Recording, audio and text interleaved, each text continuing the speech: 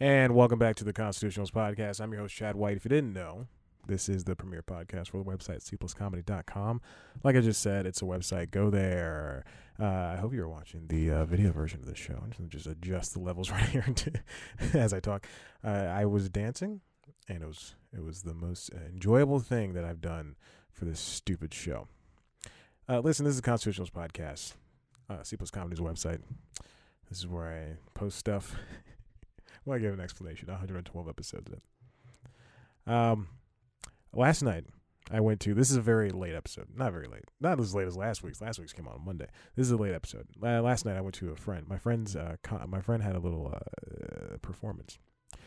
As you know, I have a lot of talented friends. They're all in the music though. They all want to do music.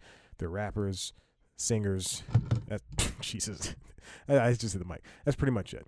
I was invited by one of said friends. He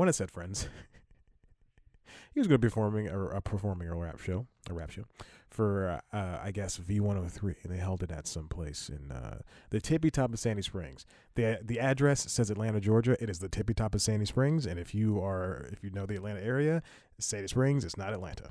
It's 30 minutes that way. Wait, that way. I pointed straight up. Well, I meant straight up for north. Anyway. I went, and first of all, I showed up extremely early. He said the show starts at 7. So I said, all right, you know what? I'll be 30 minutes late. I'll leave here. I'll leave work early. I'll do this. I'll go grocery shopping early, do all this stuff. I leave. I get there at 7:30. It's not even doing it. He's not, like, they're not performing yet. I send him a message. I go, what are you performing? He goes, 10:30. And I go, why would you tell me it starts at 7 o'clock? So I decided to go to there's a dollar theater that I grew up in the area. So there's a dollar theater I went to. I saw, it's very funny. I have said this before. I had stopped seeing superhero movies, and then I go see, in the calendar year, I think in a year, I've seen that Avengers that came out last year. I saw Aquaman. I saw Captain Marvel. I hadn't seen. I need to stress I hadn't seen a superhero movie for like 3 years, for exactly 3 years. And then, all these movies, of course, the more they come out, and people just want to see them. And I've just seen 4 or 5, and Deadpool 2. So I've seen 4 or 5 in the past 2 years. Insane. Any Hoosers, I won Justice League. So that's 6. Jesus. So anyway, so I go see this movie. I see Captain Marvel. Great. There's no love story. I had a good time. A lot of stuff where it's like, I'm a girl, I'm a woman, and I'm better than men. A lot of that stuff we can do without that stuff. If you're gonna be better, then just be better. Don't just say you're gonna be better. So anyway, a lot of that stuff. I had a good time. It's people were laughing at these jokes. They were laughing hard. Like this was an actual comedy, like Blockers or Game Night that came out last year. Now, those are comedies, and no one. When I saw it in the movie theater, there was like 3 people total, and they were barely laughing at it. And I thought those comedies were great, but these people just laugh at superhero movies like they're Abbott and Costello. Abbott and Costello. My references are very old. So I see this movie, and then I drive back. I get back to the venue. And it's a bar restaurant, so I get back to the bar restaurant, and there's no parking. When I got there earlier, there was no parking, and so this time there's definitely no parking. So I get in there, and I see 2 people I know, and then also I see the guy who's going to be rapping. So that was great to see. But 2 people I know were dating each other, so they were on each other all night long, which means I was standing by myself in this crowd of people. I didn't want food or drinks or anything, so I just stood there. They had the basketball game on, Game 4 of the NBA Finals, Toronto and the Golden State Warriors. So I watched that. I watched what's his name, Francis or Frank. He got hit in the head, and his eye started bleeding. So I watched that. So I remember that part very vividly. So like I said, it was a showcase. I don't know if I said this. It was a showcase for the radio station V103, and apparently do this like once a month or something like that. But so we watch a couple of people perform, and it's loud. People are talking, a lot of people aren't paying attention sometimes. And then eventually it gets to my friend, to this guy. And I think I don't, and I don't want to exaggerate, and I don't want to just say just because he's my friend I'm being nice or anything, but we get to him and everybody just kind of focuses on him. Like I couldn't tell, like for the first guy that went up around 10:30, that person was, the bar was like, hey, what is this guy's rapping and singing and stuff, so let's pay attention to him. And then the next two people, it was kind of moot, and then it got to my friend Drew, and everybody just kind of went, all right, well, I guess we're watching this guy now. So that's great. That's pretty good that if you can just draw a crowd, given that he probably knew a lot of them, but still, including me and two other people. and then another person that we knew. He performed. It was great. It's very strange to want to be me, to work now, officially, finally work a steady job in the television industry. Knock on wood, Jesus, knock on wood. to work a steady job in the television industry, and to have been doing so, at two previous jobs, and also a bunch of like small little gigs, like to be in this industry for so long. And then, and want to write and want to do this stuff, but then also see these people who play music, and they actually make decent music, and it's good music and enjoyable music, and I see them doing that, and I'm just gobbling like, hey, let me write TV shows. I wanna make jokes. It'll be funny. Like, oh, apparently I'm French in that too. It's just good to see that these people are excelling. I got Drew, I got Suede Cassidy, which is two of my friends, and just a bunch of other people. Not Houston, a bunch of other people just doing this great stuff. And then me, I'm like, please read my script that I worked on for 3 months. It's about it. No, I don't want to talk about what my things are about when they're not made yet. Anyways, let's get on with this show. How long have we been talking? 7 minutes. Jesus. All right, let's get on with this. There have been more layoffs at Vice Media. This comes from Variety. Apparently, I pulled the mobile version of this story, so that's going to be kind of hard to see. Let's see if I can take out the mobile part, and it pulls out the regular story. Two of the top digital editors. All right, let's just read this thing. This is from Todd Spangler, my good friend. Vice Media lays off two top digital editors. Names new senior team. Oh, it's been updated. So Vice Media had a shakeup. There's been a bunch of people being laid off. They're focusing. They're trying to narrow their They're trying to narrow what they do. There's a shift towards video, mostly video for Vice, which is the same thing for every other news outlet because people can't read. There's a shift towards video for Vice, and it's really becoming apparent because they're taking all those sister sites and really narrowing them down, and they're called verticals, I think, and they're just trying to pare them down to something else. And Vice is now laying off two of the top editors. The Vice.com editor-in-chief Jonathan Smith and managing editor Rachel Schlam.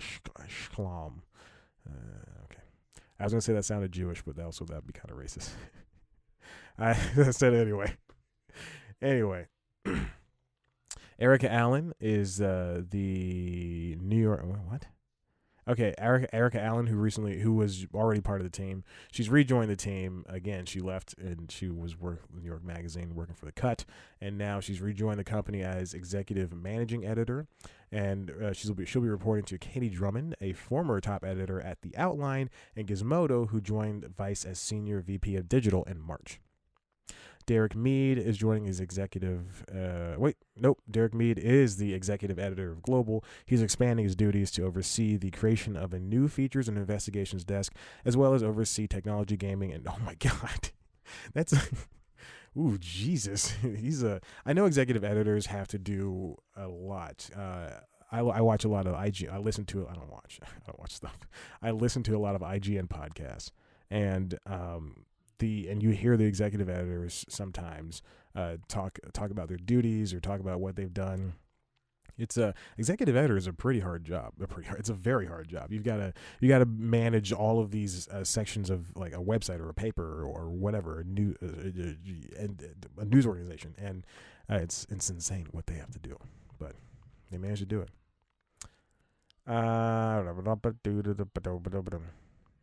So yeah, I was just talking about all the verticals that they changed and stuff like that.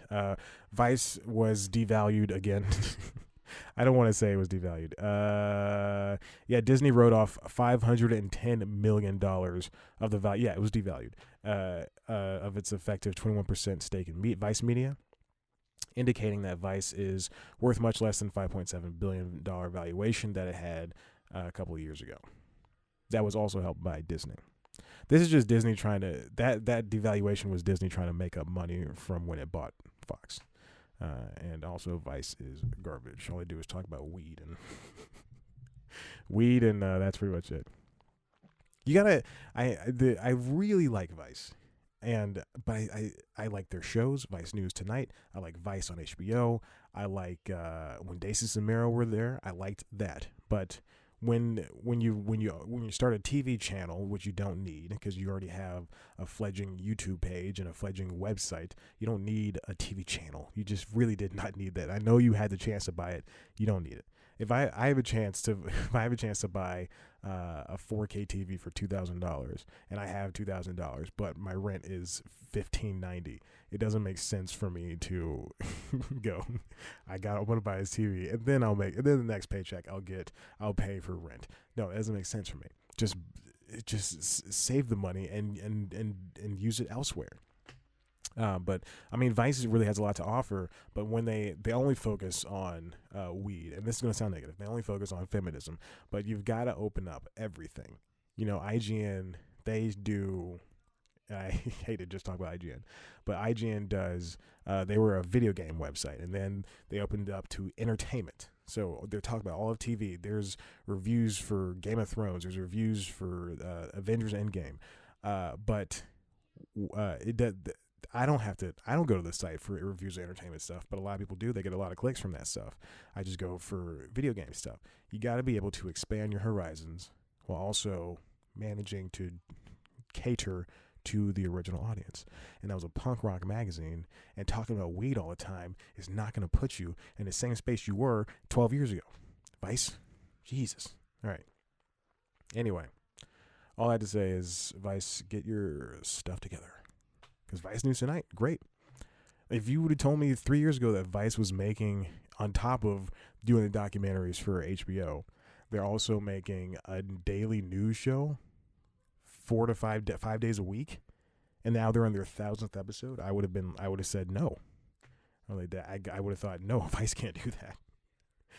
Anyway, what they should have done, and I don't know if this was possible, they should have just made those shows, the Action Bronsons, a couple of shows for Viceland, and the shows about the directors, and then the therapy show. They should have done all of those shows for the web. And I don't know if getting the television network, if that was helping them, and that was getting them the actual money to make those shows, but I think that's the direction they should have gone. Much like Apple. Much like Apple, they should just produce shows in conjunction with everybody else. Imagine having a Vice branded show on FX. Like the New York Times just started the weekly for FX. So that show is in conjunction with FX and Hulu. Obviously, FX is owned by 20th Century Fox, which is now owned by Disney, and Disney now owns Hulu.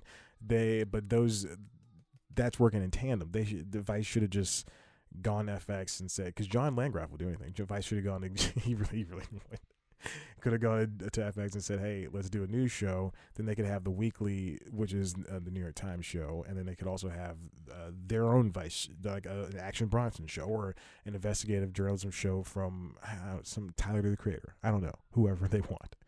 That's the area they should have gone. Speaking of which, the weekly started this past Monday. It's good, or I think it airs on a Sunday. I'm not entirely sure. It's good. I like it. It's an investigative news show where they cover 1 or 2 stories, and it seems like they're going to follow. And I think it's weekly, so it's going to be once a week. It's called The Weekly. It's like the daily their other show, the podcast. It's fine. I like it a lot. I will watch it. It's not fine. It's good. I like it a lot. I will watch it every single week. It's on par what you expect from the New York Times. But speaking of the daily, I was just saying this: if Trump hadn't been elected, Michael Barbaro hosted a show for New York Times called The Run Up. And, I think that was like a bi-weekly show. So twice a week we were listening. I don't remember. But we were listening. They had episodes, a lot, and they were often. And he talked to people talking about the 2016 presidential election and everything up until and after the election, again 2016.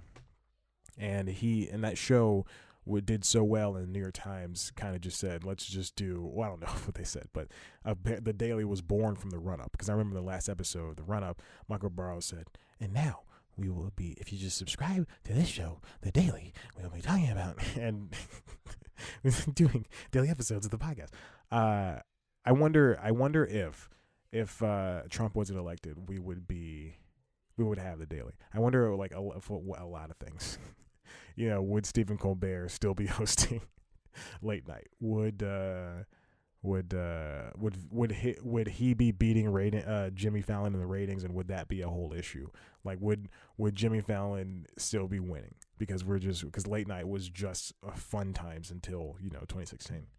So speaking of which, another thing, I listened to an interview with James Corden. Oh no, I read an interview with James Corden on Vulture, I believe. And he said that they asked him about his contract renewal for the Late Late Show is coming back.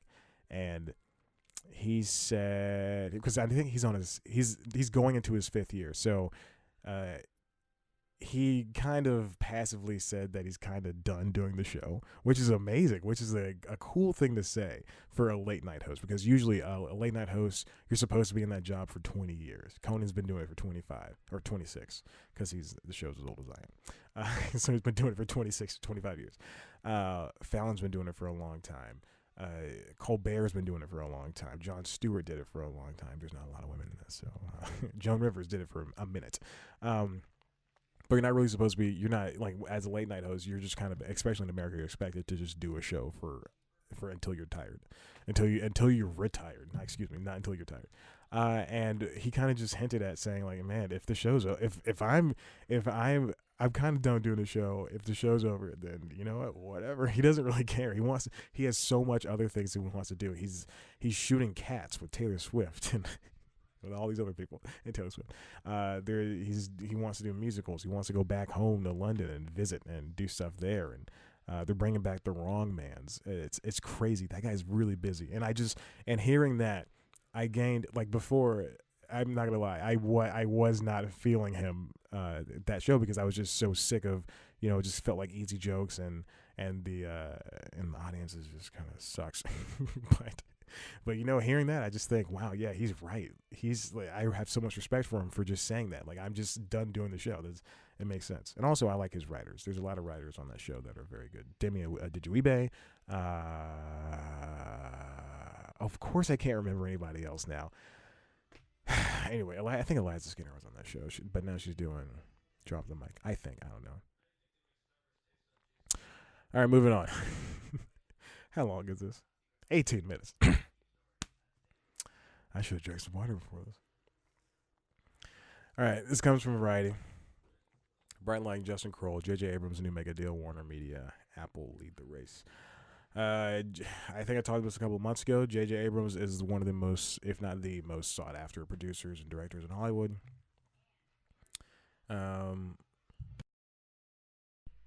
Let's see. Turn off the mic for that one. Yeah, they just, he's, a lot of people, he has he has a bunch of deals already in place, but those deals are coming up with Warner Brothers Television, which is now Warner Media. He has a deal with them that's ending from Bad Robot, that's ending this year. Disney, he already has a relationship with, so everybody's just trying to fight with him. They're trying to contend and see, hey, they're saying, hey, we got the best. We can give you the most money and the most artistic freedom. I don't think he should go with Disney. I think that's a bad idea because seeing what they've done with, and I'm not a fan of Star Wars, but seeing that how they have a specific vision for Star Wars, and that vision does not fit everybody. As you see, Phil Lord and Chris Miller. Yeah, Phil Lord and Chris Miller. I know a guy named Phil Miller, so I went to school with a guy named Phil Miller. I don't know anymore. But Phil Lord, Chris Miller, they were fired off of, I guess, Solo, and then Ron Howard came and picked up the whatever Disney wanted. So I don't. Yeah, I think he should avoid Disney. Comcast is courting him, which is Universal. Let's see. It says insiders at Disney and Comcast have begun to sense that Abrams will be taking his talents elsewhere. Yeah, despite the fact that both companies offer them theme park opportunities that are unmatched. I don't know. I think he wants to do more things like Cloverfield.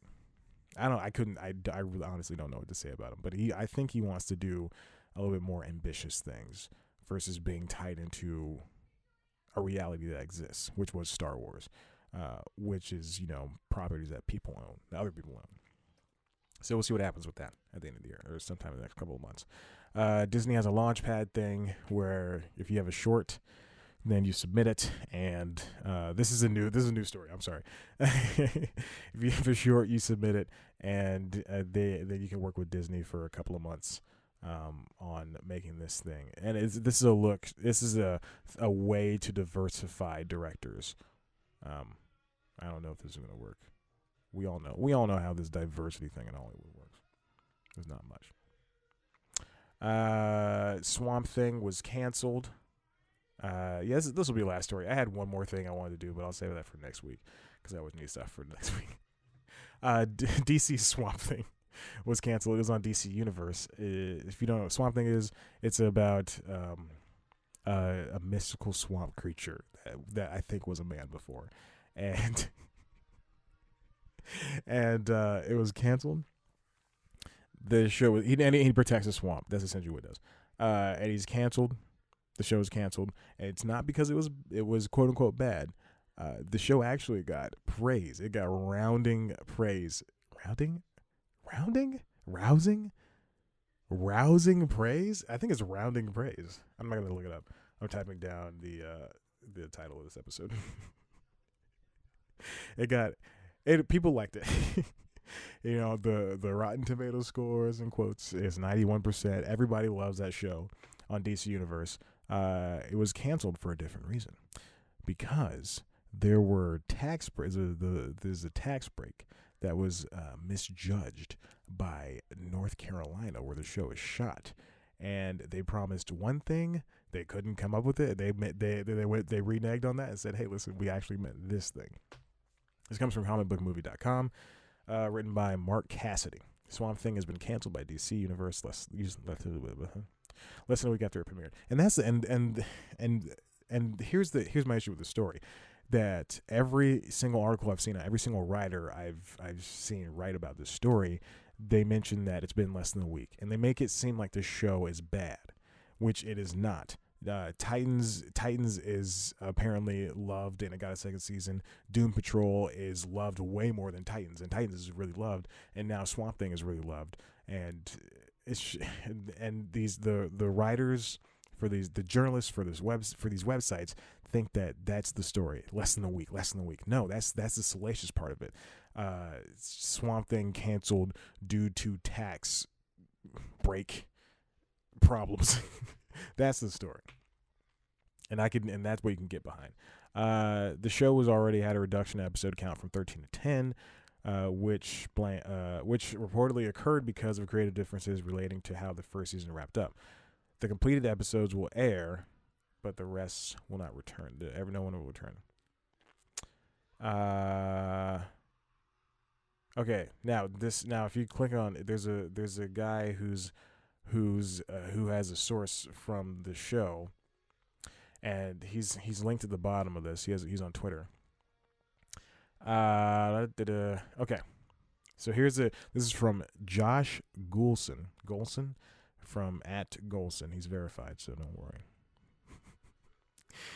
Here's his Twitter thread. North Carolina promised a $40 million tax rebate.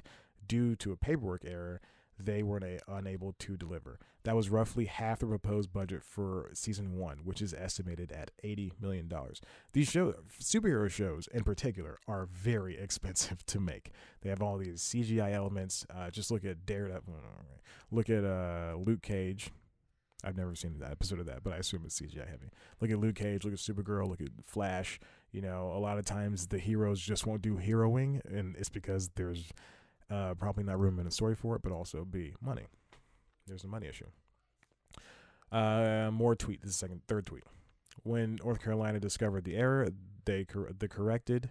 They corrected. WB shut down production, realizing they'd be taking a bath on the rebate and paying for far more of it than assumed. The adjusted number for North Carolina is something like 14 million. Jesus. Oh my God. 14 million. I didn't see that third tweet, but that's crazy. What happens is when a production company or when a studio wants to make a show inside of a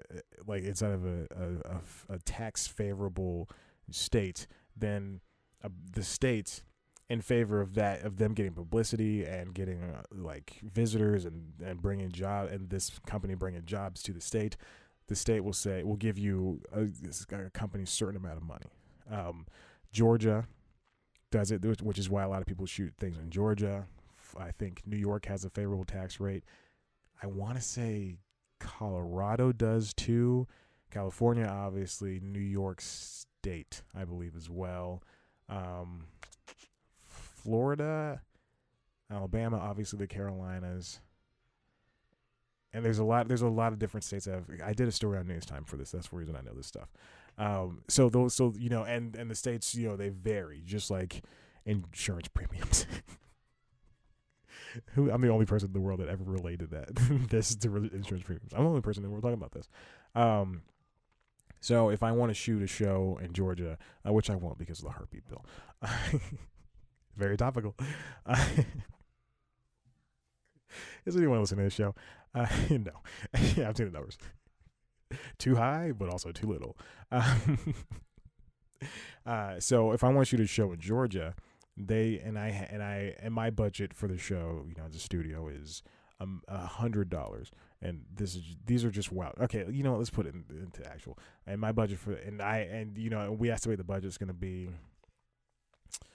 $40 million. We say $40 million, and then Georgia says, "Hey, we'll take care of 45% of that, and then we'll also give you money back as well. So we'll pay for it, and then for shooting here, we're also going to give you some money back." I'm doing this wrong, but that's how it is. That's generally how it is. There's not going to be a season 2 because it's too expensive. All this stuff. People are just they're focused on the wrong thing. They're focused on it getting canceled after one episode aired. They need to focus on it was canceled because North Carolina is full of a bunch of numb idiots. I wasn't saying numb nuts, but then I realized I don't know if that's this is a clean show. So, but hey, listen. I mean, it's tough. It's tough. This industry stuff is tough. And you never know what's going to hit you. Listen, I'm wrapping up the show. I'm hungry. It's Saturday. I got stuff to do. I don't. Listen, if you like what you heard here, head on over to the website, cpluscomedy.com, where one day it will be updated. Right now, it is not, for reasons that are in my control.